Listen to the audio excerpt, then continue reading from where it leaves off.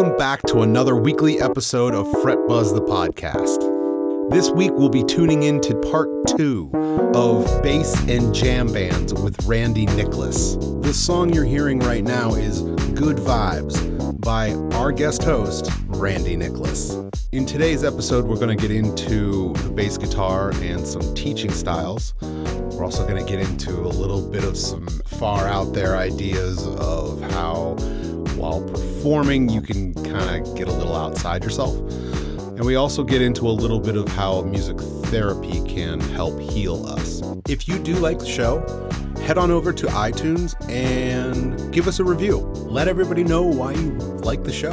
And if you have any suggestions for a guest host, head on over to fretbuzzthepodcast.com. Click on the old contacts page there and write us a line. Let us know who you're thinking about, and we'll check to see if they're a good fit for the show. Plus, if you have any feedback that you'd like to give us, or just let us know how we're doing, we would really love to hear from you. If you know any other fellow musicians that would enjoy the show, share this with them. Let them know that we're out there, and thank you.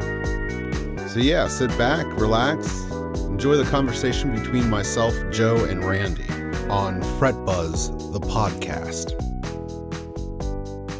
I want to get more into your mind about actually playing the bass, your thought process in, say you're playing in a jam band and you've got, I guess I want to know two things. If you've got a simple chord progression, how do you approach a bass line? Yeah. Based on the chords or based on, pentatonics around the key of the song, or a mixture of both? Yeah, I've got that written down as well. Cool. Yep. It's this idea of, especially for guitarists, because guitarists, when they write a bass line, it's not a bass line. No. Keyboard players can write really mean bass lines, though. Mm-hmm. Yes. But some guitar players can too. But for me, I think it's dependent on the style. But if we're talking like the jam music, kind of dancey, which again, we say jam music, that's such a wide thing to say, because it could be seriously, it could be swing jazz, it could be like almost metal, like Humphreys, like it could be anything. But I think it's all focused on the groove, especially the simpler the progression, then I focus way more on the rhythm that I'm hitting. And because often with pitch, I've found, especially with, if it's a sort of typical setup, which I would call a typical setup, like a keyboardist and a guitar player, I want to stay out of people's ranges. Right. And I don't want to lose people in, because it's really easy when you're jamming, and you're improvising, to just get lost in just shredding. It really is. Kids do it, when they're learning, and they're like, oh, I learned my pentatonic scale, and you see them jamming, they're just going up and down the pentatonic scale, and they're not focused on the rhythm and stuff, which is great. You need to explore to figure that kind of stuff out.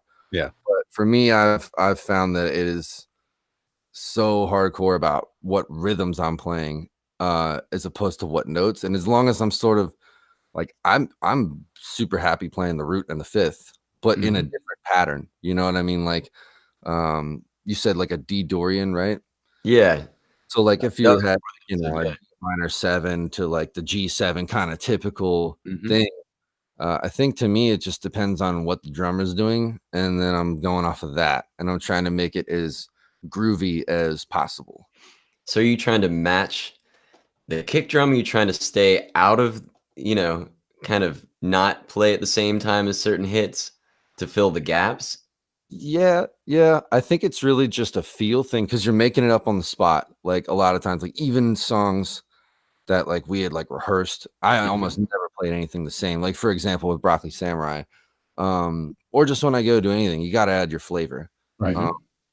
But I will.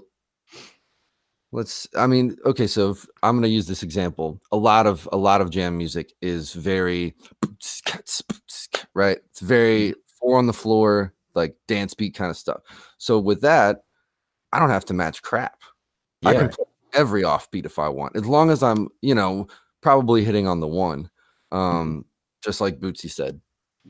But I'll play around with that because a lot of times, you know, drummers sort of they either love it or they hate it. I've noticed like some drummers are just like, oh God, I got to play the dance beat again. But some Hmm. drummers are more than happy because it's simple and they can do so many other things, you know. I Yeah. always saw that as an opportunity for me to like, okay, sweet, this is totally open for me to create whatever groove I want now. Like as Hmm. long as I'm hitting on the one and maybe not even every time, people as long as people can find that and they can, you know, keep feeling like they can dance, that's just what's Hmm. important, like in as far as that goes. Um, so yeah. Okay.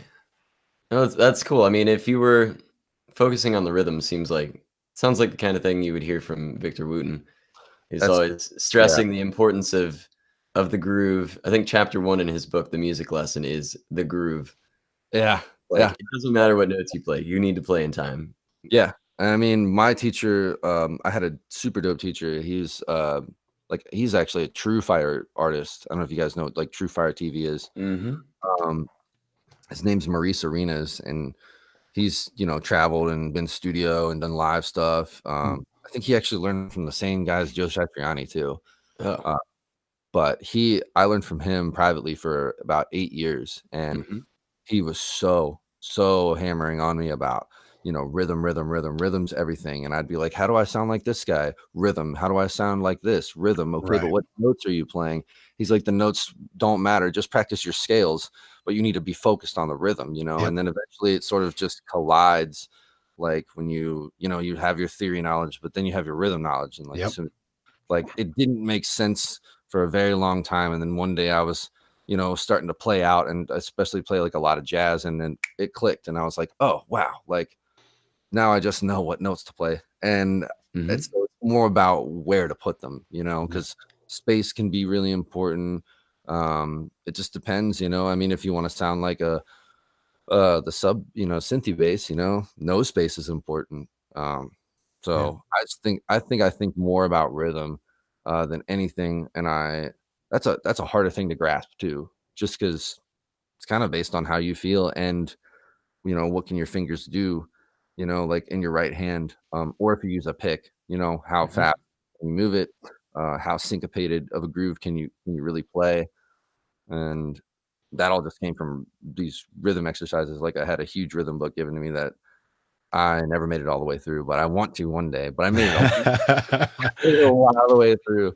And I mean, I would take like drum exercises too and just try Hmm. to like use them like on my right hand. And, you know, thinking about a guy like Jaco or Victor, you know, they do some things that are so crazy that like people are like, wow, that sounds like so many notes, but it's only three notes, you know, but Right. they're like 80 different rhythms, you know. Yeah. Yeah. Yeah. The other thing It, that I will say for everybody in the audience and Joe is, I mean, having played with Randy in the past, he is a sick drummer, like Ah. really good, like beyond the point where you're like, yeah, that guy can play drums. No, no, no. Randy can play the drums. Like you're really good. So dude. you have that advantage in terms of being able to think like a drummer Right. and then being able to apply it to the bass as well. Right. And then from my kind of where I was going to go from that is that from my experience is that it's kind of interesting that working with so many musicians over the past, whether they've been my students or just people that I've played with, it seems as though the bassist or the drummer is the one who always takes up multi instruments. It's the piano usually plays the piano, or the guitarist usually just plays the guitar and he can play some drums or something like that. But it's always the freaking bassist and it's always the freaking drummer that's like, yeah, I'm really good at everything. Right. Like, Yeah. what the hell? It's just that rhythm section mindset. I don't It know. is. It is. It really is. Yeah, I mean, for me, actually, I picked up drums first. So, Mhm. uh, my brother Tyler, me and him had a band. Like that was the first thing we ever did with music in high school. Yeah. I remember just gonna get a little nostalgic for a second. I remember when I very first time I ever wanted to even play.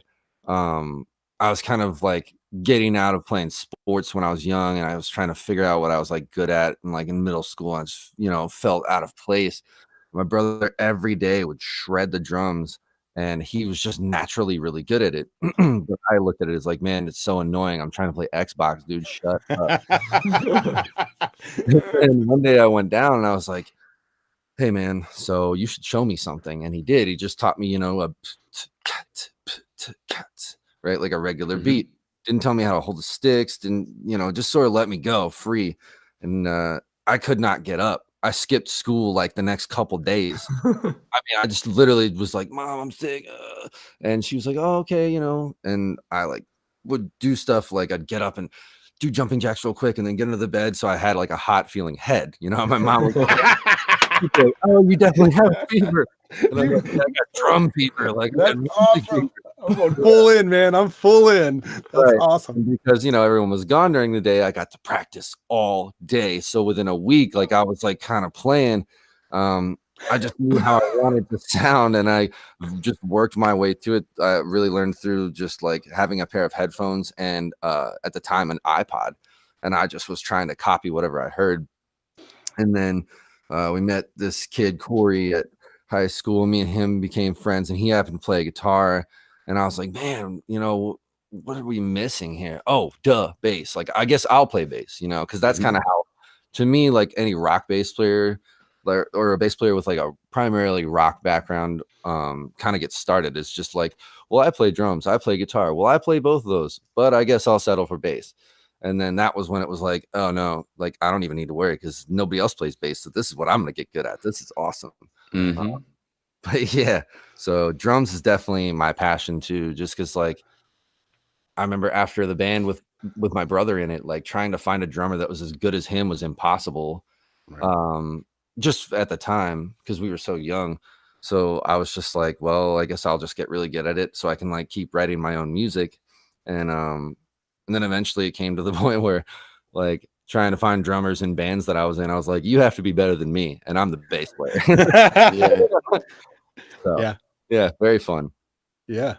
No. And yeah, like I said, going back to where we originally were started in terms of writing for bass, I'm sure you have a lot of that going in your mind in terms of what the drummer's actually doing and how you can play off of what he's doing and anticipate some of his moves actually. Yeah. That's another cool thing I noticed is with drummers, you know, like you said, anticipating their moves is a really cool feeling.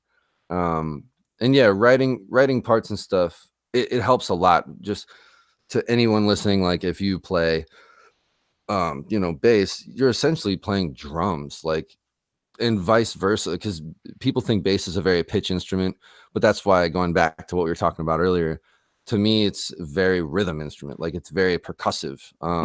You know, you don't even need any notes except for that root. You know, if you can groove on that root, Jesus from Lettuce is a really good example. They have a song, I think it's a cover song. It's called "Do It Like You Do," and his bass line is literally one note, and he just keeps this nasty, stanky groove to it the whole time. And he never changes the note. Like the whole studio recording is just a D on the bass. Do do do do do do. And he just does that the whole time. And I'm like, man, first of all, like nobody I know would be satisfied because we would get bored. Like attention span is not, you know, it's just like, oh my God, I got to do something else. Like, let me just throw a C in there real quick. Right. I actually do that with a lot of my students when I'm teaching them to improvise from the beginning. Like, here's your A minor pentatonic box, whatever, and I'm gonna play a groove, and I want you to improvise using one note, and then I let them use two. Oh, that's I let them use the notes on the on the guitar, the B string, and they can only use those two. And then I let them use all four of those notes on the high E and the B strings. And it's a great way to like I'll show them the whole pentatonic box, but I do not focus on especially the lower notes until they can groove with a few notes. That's I never thought of it as a bass line, but it is the same concept. Oh, totally. I mean, yeah, and I mean, I feel like it's just used a little differently. I mean, it depends on what you're trying to do, though, because like, wow, that's a really good idea. I've never thought about that before. I'm gonna start using that with my students. Because like I've taught guitar too, and I remember showing them the box, you know, and as soon as you show them something on that low E string, that's always where they start when they're starting to improvise. Yeah. Yeah. You know, and they're working their way up. But it's like, you know, play where you want to play. Like as a guitar player, I mean, to me, at least when I pick up a guitar, there's like a certain range that which I don't know, you guys are guitar players, but there's a certain range that I see like to solo in, I guess. Yeah. But you know, and it was always hard to get those students to like kind of climb up the neck. They always want to stay down low, but I'm like, you're not playing bass, man. And even if Yeah. you are, like I've started just making my students do a similar thing. Like when they learn a scale, I make them learn it on one string and be able to play it all the way up. Right. Mhm. Only using, you know, their index finger to really try and, because technique is a really big thing for me too. I'm Mhm. kind of harsh about it, and I've probably lost a couple of students from it in the past. I've learned to like be a little gentler with beginners. It does drive you crazy though when you're like, you're developing a bad habit. Yep. Just do what I'm saying. Yep. Right. And it's like also just practice. But Yeah. you know, Yeah. Oh my gosh. Nobody practices. I mean, I was a terrible student when I was younger, so I know, you know, where they're coming from. But after teaching for so long, it's just like, you know, you think this feels funny, but if you just do it over and over and over and are willing to suck, you will get it, like essentially. And I think that's a big thing with bass, um, which I've noticed a lot of people sort of skip out on, either as a student or as the teacher. And I'm still kind of learning even how to explain it because some people don't really get it. But just how to like, you know, not squeeze, you know, like you gently, you know, use your fingertips and stop the Mhm. flying fingers. Similar to guitar, it's just, you know, it's bigger. And a lot Yeah. a lot of times, you know, we want to play on that low end of the neck. And when you go there, it's you see people just, you know, your hand just naturally wants to do whatever it takes to play that note, but it's like, dude, you're gonna like tear a ligament or something. Well, I think a lot of that comes from, the beginning years. You're really trying to get the strength behind your fingers in terms of being able to actually press down and get that tone out of that string. Right. But as you grow as a player, you always need to keep in mind, and I don't think teachers actually teach this, is that as you grow as a player, you're naturally going to gain that strength in that finger. You don't have to keep on working on the strength, because then you actually almost have to approach it like you were just saying as the opposite, where you just need enough pressure Right. where you're pressing the string just so it's making contact with the fret. Yeah. So ultimately, when you're playing the guitar or the bass, you're almost playing it effortlessly, because there really is no like pressure in your left hand. It should be loose. It should be like very easy to play with your left hand.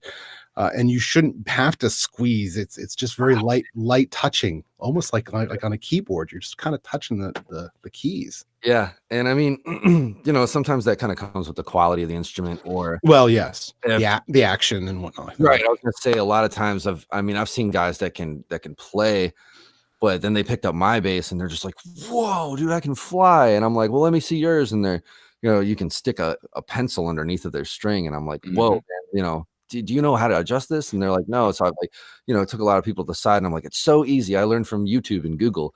Right. Like, just, you know, and actually I broke one of my old guitars. It was cheap, thank God, but I just over tightened the truss rod so much. Oh man. Yeah. Yeah. And then I learned, you know, I was like, oh, okay.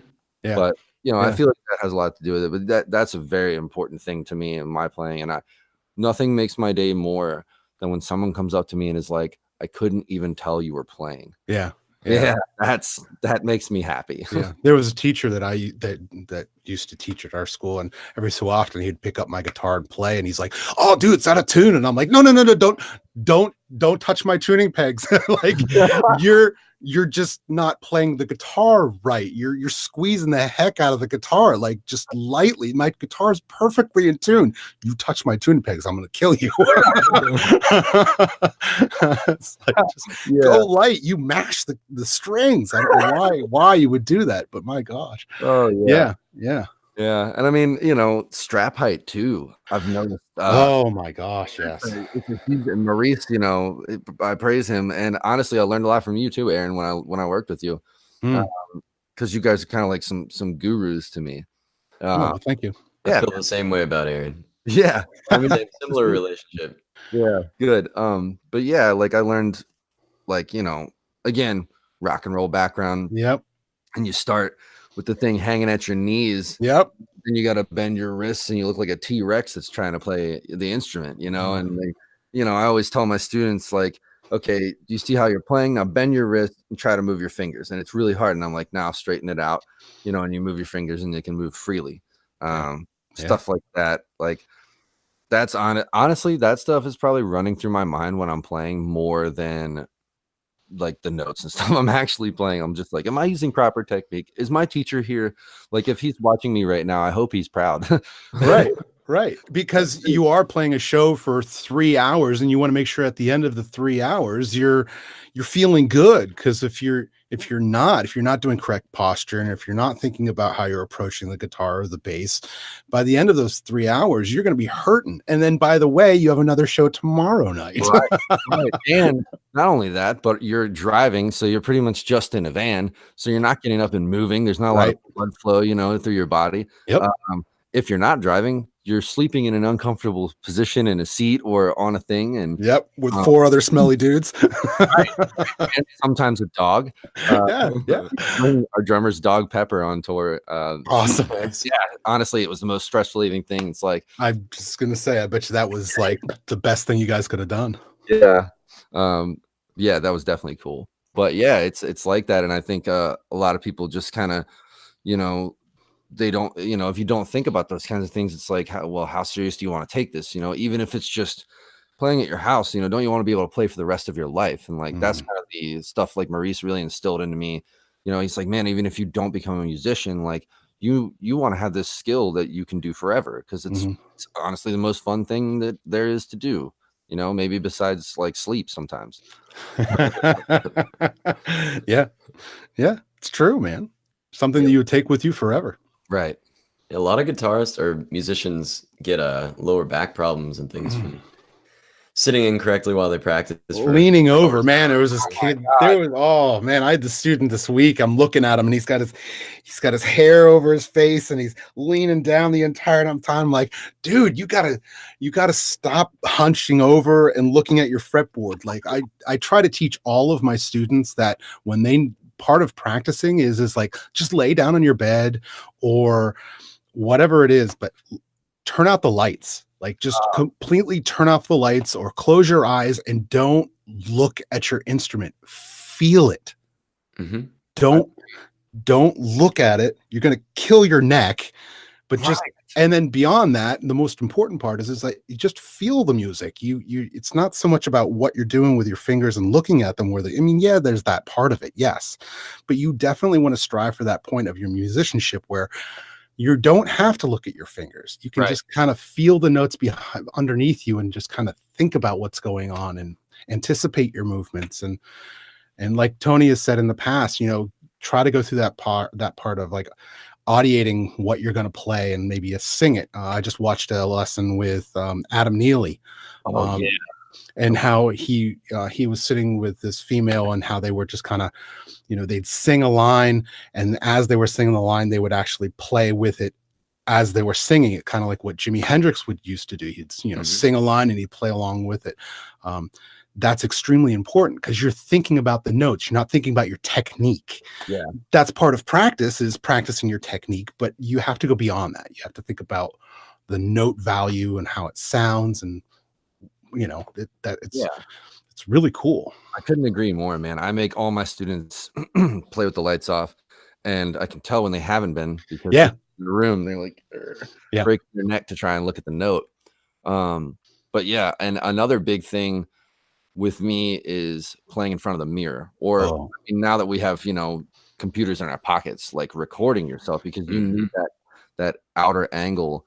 And people are so scared to do it because they don't want to look at themselves. But like, I mean, I was at first too, but I remember, it's probably like my third lesson with Maurice, and I honestly was so intimidated by that guy because he was the best teacher I'd ever had, and the hardest one.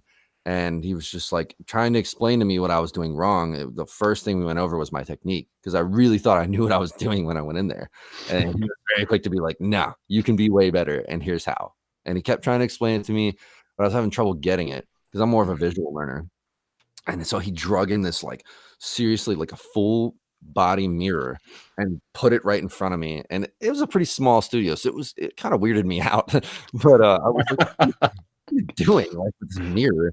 He's like, you're gonna play in front of it for the next half hour. Like, everything you play, you're gonna stare at your hands via the mirror. Stop looking at your hands, and you're gonna wear your strap higher and stuff like that.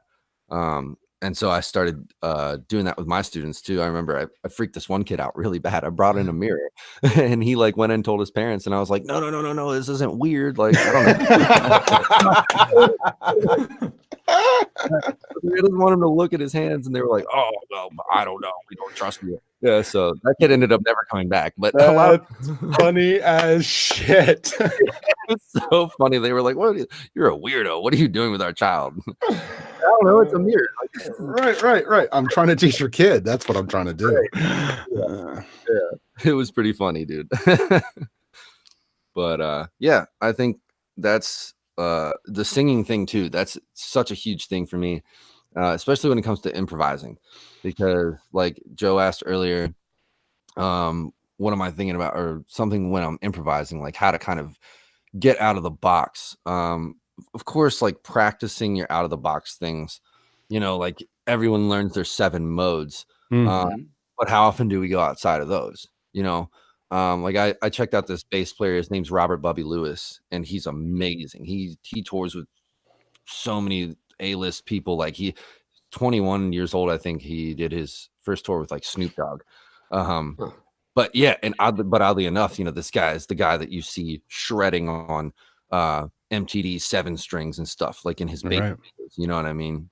Which those are the touring guys, of course. That's like who I follow on Instagram a lot. It's like I don't know if you guys have heard of Mono Neon. Oh yeah, absolutely.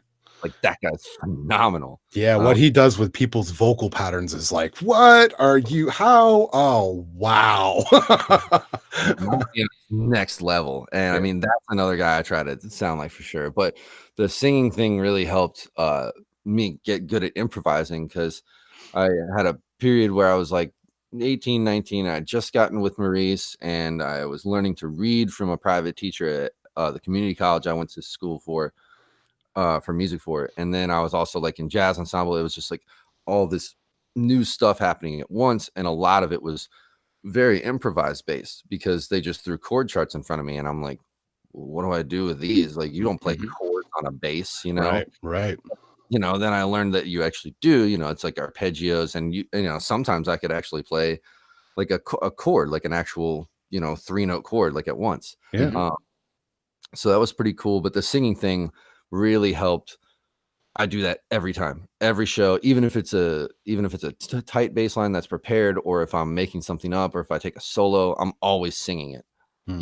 You'll like a lot of times people are like, oh man, I saw your like mouth moving. Are you talking to someone while you're playing? And I'm like, no, I try not to do that. I'm talking to my bass. Telling it what to do. Yeah. So yeah, it's cool that you guys bring this stuff up. Honestly, it's cool. I love getting into the minds of the musicians, and then finding out how similarly everyone really thinks, no matter what instrument you play or what style you're into. Yeah. It's what we try to do here. There's so many sources to like go, and you get guitar lessons and bass lessons on YouTube and everywhere, but it's rare that you find people who actually dig in and get deeper than the surface level. Here's how to play this song. I mean, there are a few people out there doing it, but we just want to hit everything from every angle. And I agree. And that's actually something I'm working on right now. So obviously you guys know my brand is like Bass Bandicoot. Yeah, I was just gonna say, tell us a little more about Bass Bandicoot. Okay. So first of all, I love that name. Yeah. Do you guys know Crash Bandicoot? Oh yeah. That's my favorite game growing up. And I got told that I have this Crash Bandicoot like stature, because I have like big feet and I wear shoes just like that. And I used to rock jeans and like puff them up. So I was always pretending I was Crash Bandicoot. So I don't know. That name was fun. Everywhere I go, people are like, "That's such a dope name." So I just kept it. I was like, "Cool." But I didn't really even know what to do with it before Broccoli Samurai. I was kind of just learning like really about social media and the internet and how you can really utilize that. Mm. But it was a slow going process. The music work life balance, was kind of difficult at the time because I was younger and I was just thinking like, wow, all this has been in front of me. I really need to utilize this. Like I can tap into millions of people as opposed to just, the 40 or 60 I teach or whatever, like in person. Mm-hmm. Uh, and So I started, doing a couple covers for YouTube, which is actually how I ended up really getting the Broccoli gig. Cause when you have stuff to show people, that helps a lot. Yeah. Yeah. And so the Bass Bandicoot brand is, first of all, I produce music like electronically. I do it for like hip hop artists, and the goal is to try and push it to get licensed out to film and TV and honestly anything people want music for. The real dream is video games because I've always had a passion for video game music, Yeah. uh, and I spend at least one day a week during practice, like trying to learn a video game song, Huh. just because the compositions are so awesome. Yeah, they are. Like, especially like to me, like Nintendo stuff is always really like honestly captured my soul, and like it can make you feel a certain way, and you don't think about it when you're playing the video game, but when you go back, like or you hear someone else playing it, you're like, oh, you're hit with like such a crazy memory of your childhood or whatever it is, wherever you were. It's the Yeah. same. I mean, it's just music has that power. So that's really cool to me because I love video games and I love video game music. Have you So, seen that cover of the guy playing Super Mario's theme on like it's a bass with a ton of strings. oh It's no, wait, insanely cool. maybe I'm not It sure. was a while ago that I saw that, like years ago. Mm, But that's a well, thing. You can I check it do out. It's awesome. know what you're talking about, and he makes like the little coin noises and stuff like Yeah. that. Yeah, I got to learn to do that. But Yeah. so Bass Bandicoot does music production, um, and I'm working on my own solo stuff right now too. Like, Hmm. I'll be releasing 2 albums come I'm shooting for the end of February, but one is gonna be actually, funny enough, hip hop, all Hmm. produced by me, and I'm gonna do all the vocals on it too because actually, like, writing and rapping is kind of a passion of mine, Mhm. which people are like, "Oh, Eminem, you're the white guy," but, like, I just it's all my, like, poetry and stuff, like, that I've journalized about, my feelings when I was going through a struggle or when I saw somebody else going through a struggle. I always got that inspiration and had to write it down. That's the best outlet, I think, to do that. And I really like the idea of speaking to people and trying to like inspire them, because life is hard, and honestly the darkest things going on are going on in your brain. And so like if you know reach out and connect with people, like find someone who's gone through the same crap as you. Yeah. um, so that, and then the other one is just going to be an album of my quote unquote what I'm going to call video game music, which Hmm. I'm very inspired by Snarky Puppy right now. Oh Like, yeah. oh man, I'm They're obsessed. so cool. Yeah, and I mean that's another guy, Michael League. He's their bass player, and he's ridiculously good, and he composes like all that music. And when I found him, I was like, oh man, like I want to do that now. Like this is so cool. So I've been working on that for a while. It's gonna take probably a little longer to get that one together, but the hip hop one is gonna come out in February for sure.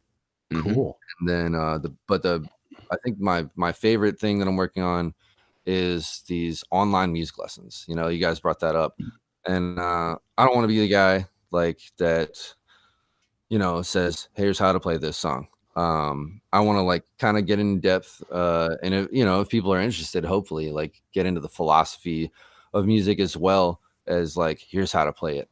Here's what to look for, because with those, if you just tell someone how to play it, they're just gonna go home and do it, but they might again, not be knowing what to look for, like technique wise, like we were talking about earlier. So kind of break it down as simply as possible for people, what to look for when you're playing this, and then, I don't want to just, I actually really want to write a book too. I want to Yeah. make, yeah, I've been writing one, but it's just scattered pages, not even in the same notebook, but I've been compiling it for like the past 2 years. It's just with like, it's to learn bass, but it's also to like understand the being willing to suck is the most important thing. Like, Yeah. you know, because a lot of people, like, I'm a perfectionist. I'm sure you guys feel that, you know, when you started music, you just like get so pissed off and frustrated when you can't get it right.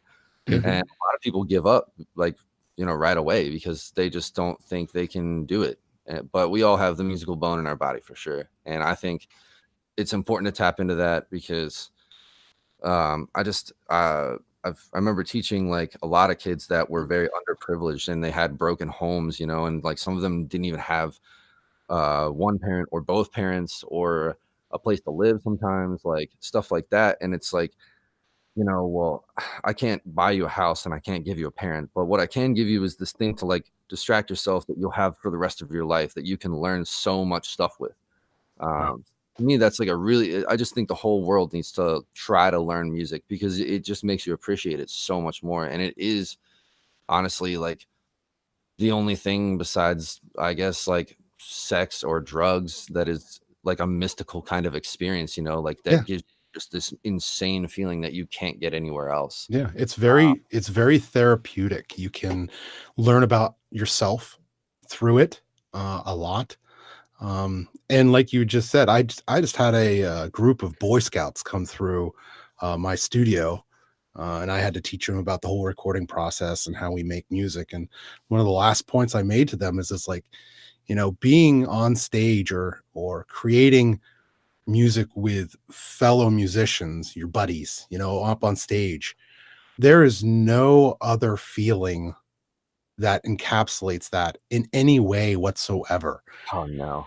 Being able to be on stage and creating in front of a crowd that's engaged with you, there's this like thing that happens that's unexplainable.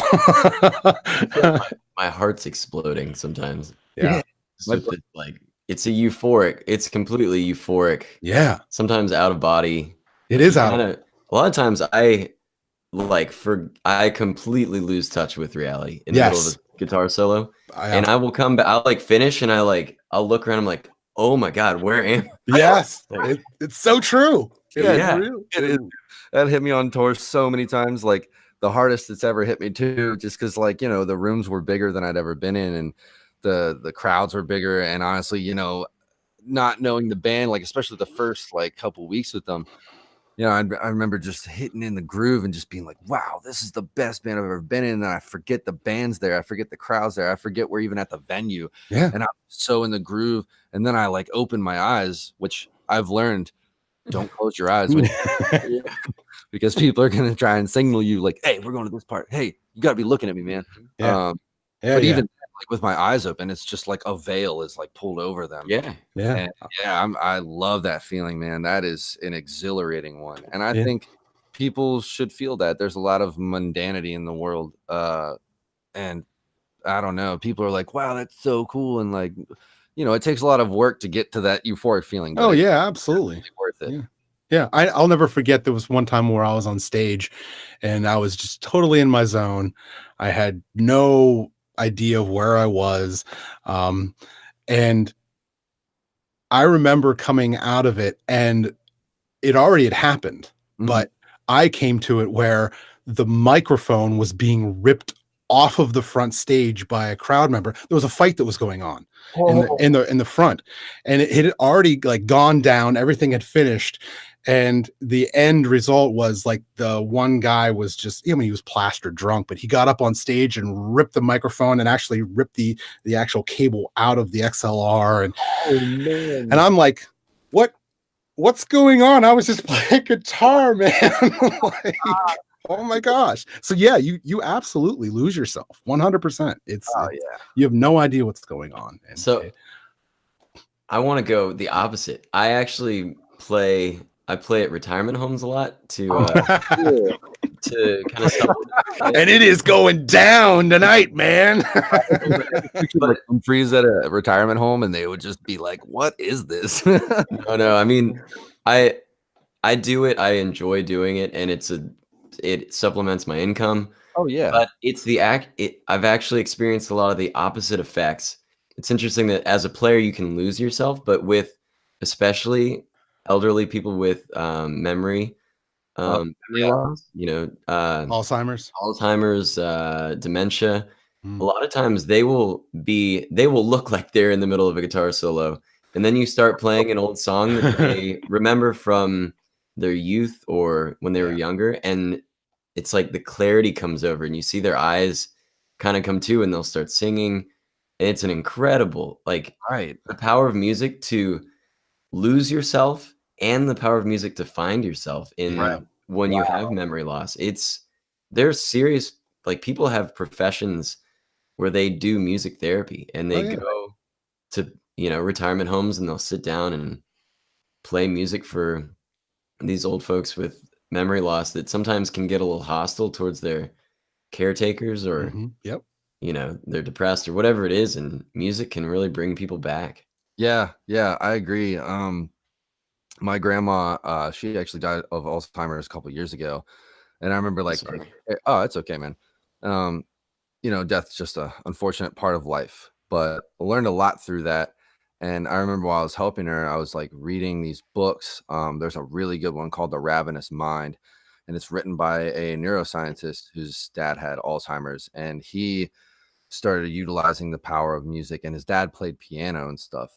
And I just read an article the other day about how uh, people with memory loss, often the only thing they will remember is music, like, or music will spring their memories back, Mm. Hmm. 'cause I remember with my grandma, like I was sitting with her one day, and she had an old record player, and she didn't even know who I was, but she'd always just be like, "Oh, what a nice young man you are." But yeah, so she was fun though. She Yeah, never, yeah.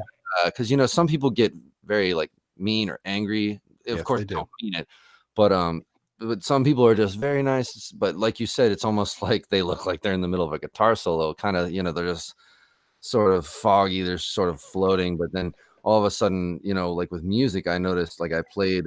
I forget what I played for her, but it must have been something that she really knew. And as soon as she heard it, she like, like you said happened at your gig, um, it was like the clouds cleared and she just was like, and she looked at me and she said, "Randy." And I was like, whoa, whoa. She did not know my name for years, you know what I mean? And all of a sudden that like sprung it up. She Yeah. knew exactly who I was. She was telling me about where she first heard this song, and then we listened out to the record. And then she kind of took a nap, and later, of course, went back, and she had no idea who I was again. But it's really cool. The power of music, like you guys are saying, that is definitely a very legendary, epic thing, Yeah. and it's It's pretty cool that humans have figured that out. yeah. Yeah. It's this universal language, man, that everybody knows. It's something that connects us all. It's extremely powerful, obviously. Mm, I think more powerful than we know, honestly. so too. I think so too. Yeah. It's funny when I'll go back to that Victor Wooten book. He gets pretty spiritual about music throughout, and he's all talking about the energy from the sound waves and, at a molecular level. I think he's like bullshitting a lot of it, but I think he has a valid point though about it, like feeling the music. Hmm. But he gets very into that Yeah. spirituality of music. I mean, some of it makes sense. I mean, it's even like this whole what is it, 440 versus 432 or 434 argument. Um, I I get it. Like it makes sense to me.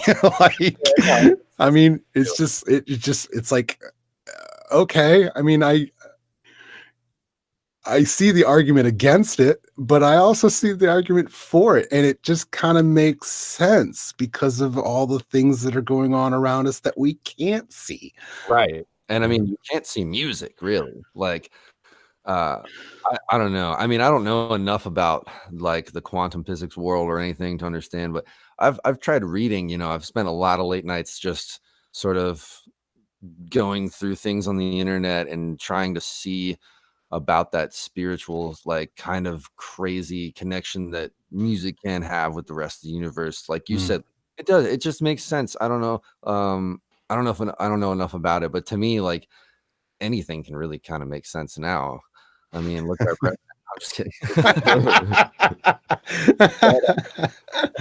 But I think there is a very spiritual connection with music, and like a very philosophical one too.